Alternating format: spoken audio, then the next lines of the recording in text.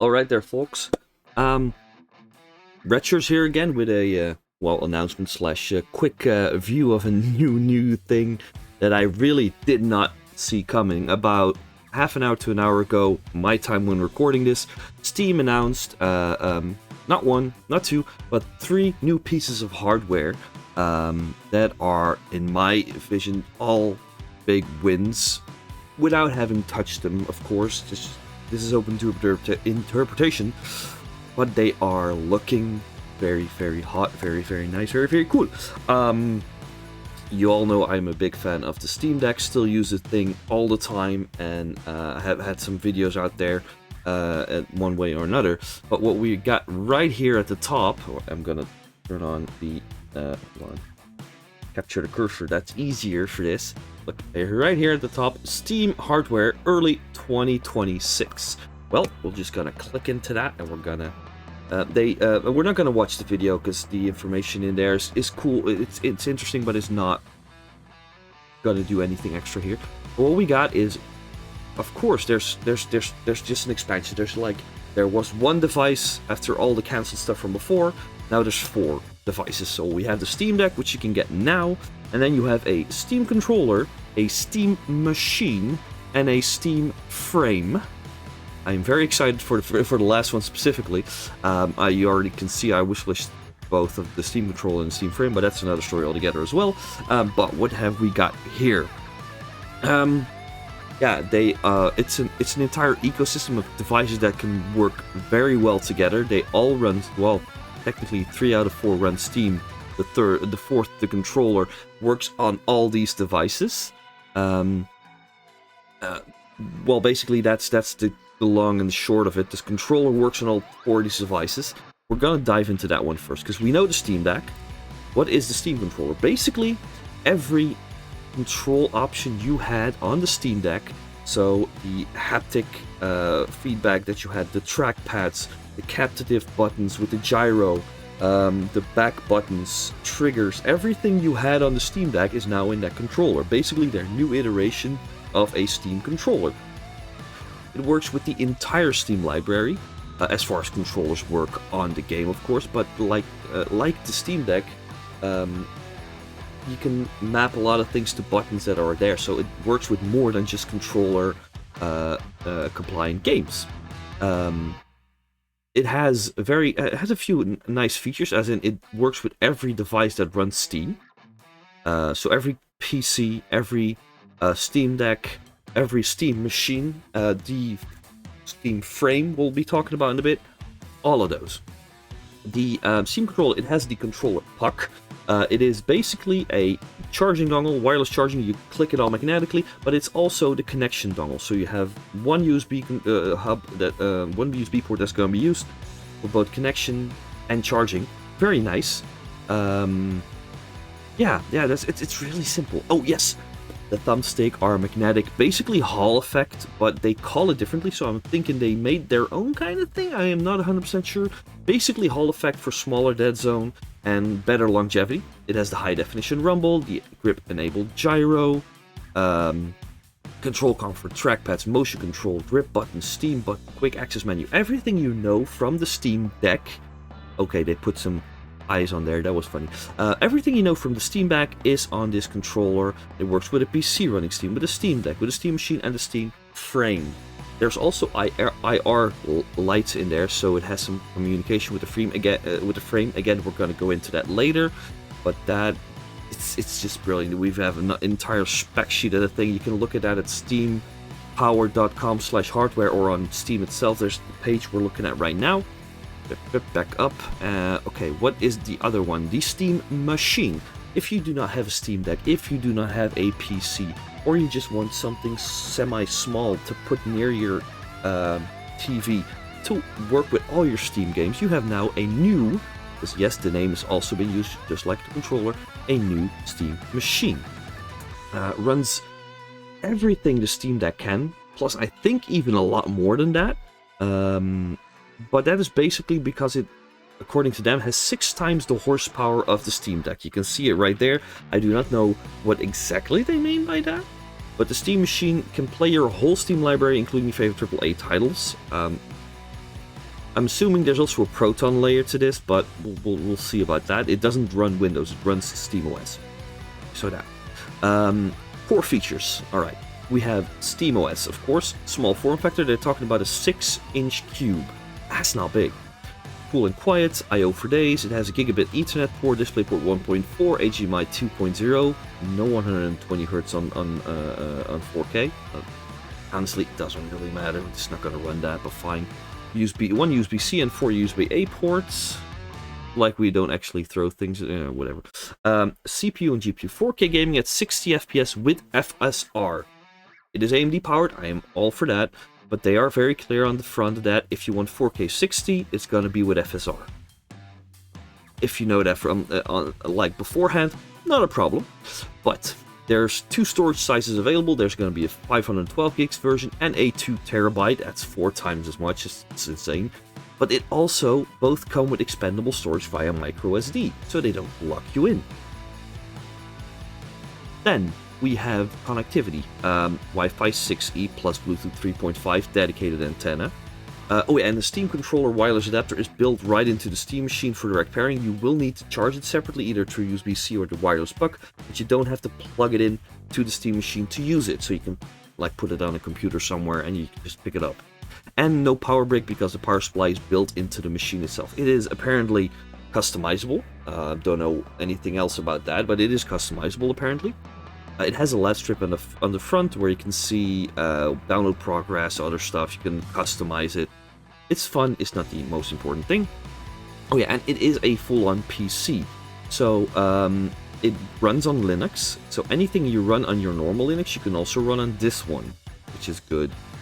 Steam Machine is optimized for gaming, but still your PC. Install your own apps, even another operating system, so you're not locked in to the Linux SteamOS. If you want to, you can install Windows on there. You can install, if you can do it, macOS or another Linux distro. I don't know if you want to, but yeah, like I say here, who are we to tell you how to use your computer? I am all for that. But that means also you can install Windows if you have separate storage or something else. A separate storage through USB-C. I have literally an SSD with Windows laying around with USB-C 3.2, which I can run everything off. If I plug that in, I've got Windows running, and I can run all the Windows shit. So yeah, awesome. It works with the Steam controller. It works with the frame. Wow. Oh yeah, this is a thing we might want to get into. Semi-custom AMD Zen 4 6-core 12-thread CPU, up to 4.8 GHz, 30 watt TDP. Not a high TDP, honestly, but 4.8 GHz, 6 cores, 12 threads, that is more than enough for most people. Semi-custom AMD RDNA GPU with 110 watt TDP, which is pretty decent for a thing this size.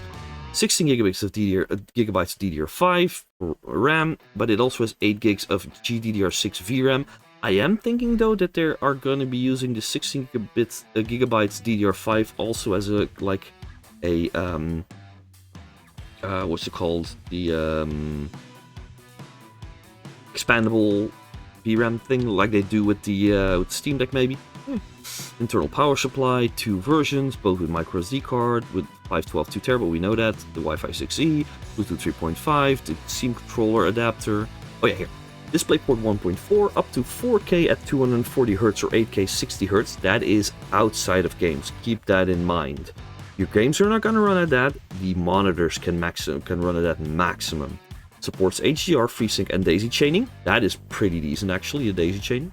And then the HDMI 2.0, up to 4K 120. 2.0 doesn't do 4K 120, so that's already something I am really iffy about, but fine. Supports HDR, FreeSync, and CEC, which might be useful for some people if you use it on a TV. Then 2 USB-A 3.2 Gen 1 front ports in the front, 2 USB-A 2.0 high-speed ports in the back, and a USB-C 3.2 Gen 2 port in the back. Gigabit Ethernet, 17 individual addressable RGB LEDs, size 152mm tall. Yeah, well, it's 6 inch by 6 inch. Yeah.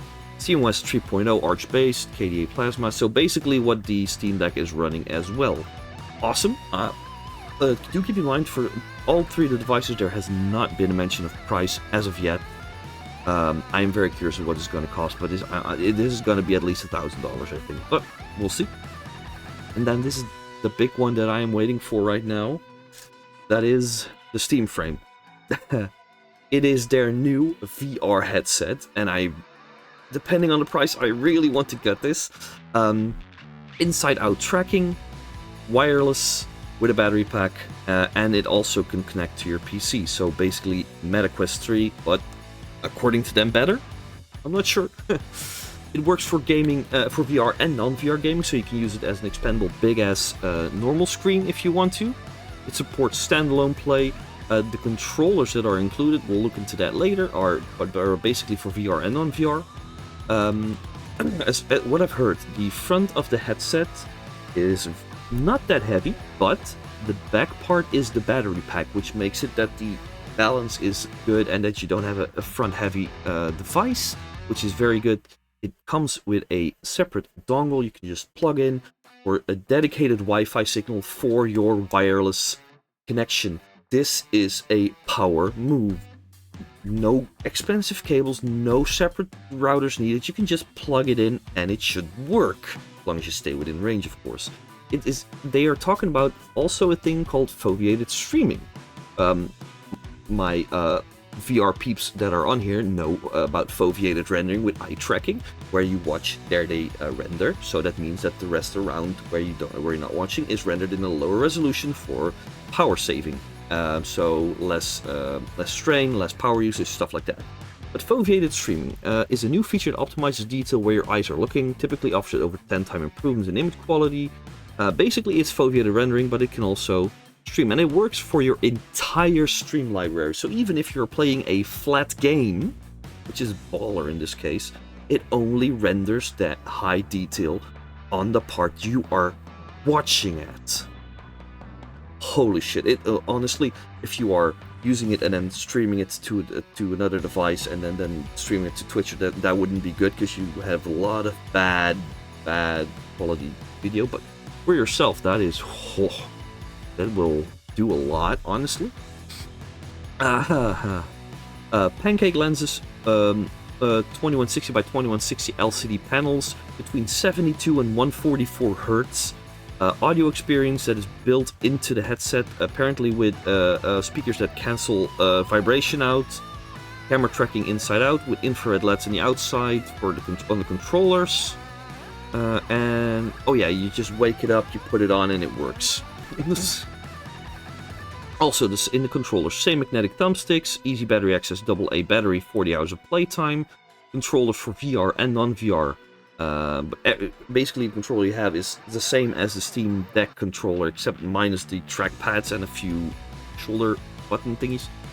Well, the captive finger enhancing stuff and all an input for the non-VR games. Oh man, I am way too excited. Oh. Supports standalone frame. Yeah, this is cool. Basically, like I said, Meta. It's a PC. It runs SteamOS on a Snapdragon 8 series processor, 16GB of RAM. Standalone play on a growing number of both VR and non-VR games without needing to stream. You can just put non-VR games on there and just standalone play that in your living room. It's insane. There's a dev kit there. They are really announcing that, so they want people to work with that. Look at this example. Oh man. It plays. It works with streaming from Steam Deck. It works with controller. It works with the Steam machine. Oh. So buttons for camera, volume, power button, aux button. I'm not sure what that is, but whatever. Camera, IPD adjustment, which is great. An expansion port on the bottom. I am very curious to see if that is for mouth tracking or something, for face tracking. Camera, 2 cameras on the outside. Magnetic face gasket, so it is replaceable. Very good.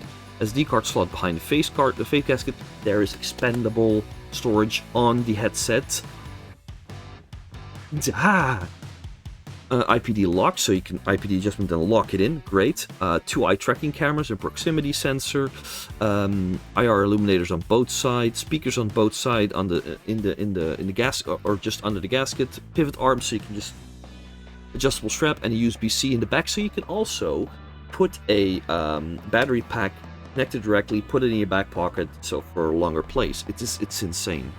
Snapdragon 8 Gen 3, ARM64 processor, 16GB unified RAM, so that's for VRAM and normal RAM. There's a 265 gig and a terabyte storage version. Honestly, the 265 and a good SD card would be enough, honestly. But it is great that they have a terabyte version. Chargeable 21.6 watt-hour lithium battery. USB-C 2.0 port, but it's just for charging and for data, but the data is not that important. Charging with USB-C is 45 watts, so more than enough. Head strap with integrated dual audio drivers, rechargeable battery on the rear. I'm assuming they're going to come out with some other versions as well at some point, but sure. Core module, so the actual computer can be separated from the head strap for other head strap solutions. Like I said, for third party, for example, they're just keeping it open and probably going to get something out there themselves, or you're just going to leave it for third party. It doesn't matter. They support it. They just say, for other solutions. There you go. God damn it, Valve. I don't want to shill for a company, but how hard I'm shilling right now. So 2160 by 2160 LCD per eye. The refresh rate we already talked about. 72 144, but the 144 Hz is experimental. Honestly, if you can put it at 90, I'm happy. Custom pancake lenses, glass and non-glass optical elements, large FOV up to 110 degrees, 60 to 70, maximum width 140. Sure, all that good. Inside-out camera tracking. 4 outward-facing monochrome cameras for controller and headset tracking, 2 interior cameras for eye tracking, monochrome pass-through via outward-facing cameras. Honestly, color pass-through is cool. I don't need enough for this. A Quest is cool. I want VR. I am not one for the augmented reality with those kind of headsets. I want VR. IR illuminates for tracking pass-through in dark environments. User accessible front expansion port, which I do not know what it is for. Dual high-speed camera interface, 8 lanes, sure, but whatever. Wi-Fi 7, dual radios, 5 and 6 gigahertz, wireless adapter included, Wi-Fi 6E, provides direct low latency, Bluetooth 5.3, microphone, speakers, dual microphone array, which would also mean pretty decent microphones. The complete thing is 440 grams, which is insanely light, 158 for the core computer module, the rest is the strap with the battery. SteamOS 3.0, KDE interface, the controllers, dual stage grip buttons, which would mean you can, the further you click it in, the different things they do. Steam button on both sides, ABXY, D-pad, the view, the menu, thumbstick, L3, L2, you got R2 and R1 and L2 and L1, and the captive finger tracking on it. Of course, it is not, you can let it go, but it is still pretty amazing. Magnetic thumbsticks, haptic motors, captive finger tracking, sensing for all input surfaces. Yeah, battery, it's 130 gram per controller with battery, and without battery 107 gram. You're never gonna hold it without a battery. It is insane. It works with computers, it works with the Steam Deck technically. It will work with a Steam machine. It is insane. I am over the moon by these announcements. The only thing I really want to know right now, pricing on all 3 of those devices. Because honestly, the Steam machine might be interesting for dual streaming from my account. The VR headset, I love my PlayStation VR 2. I love it, but the going back and forth between it is getting annoying, and just having it for on one, because specifically the controller reconnecting every time is just annoying. And if I can have this for PC and standalone, and then the PC VR 2 for the PC VR, that would be great. Oh, yeah. One thing I didn't say, you might have noticed already, the Steam frame has LCD screens, no OLED. They said there was as far as I could tell, there was a choice they made because of something of with the pancake lenses, light loss and stuff like that. Honestly, decent LCDs is not a problem for me. Pancake lenses are better. OLED would have been good, but honestly, OLED would also crank up the price, so I'm not mad at all.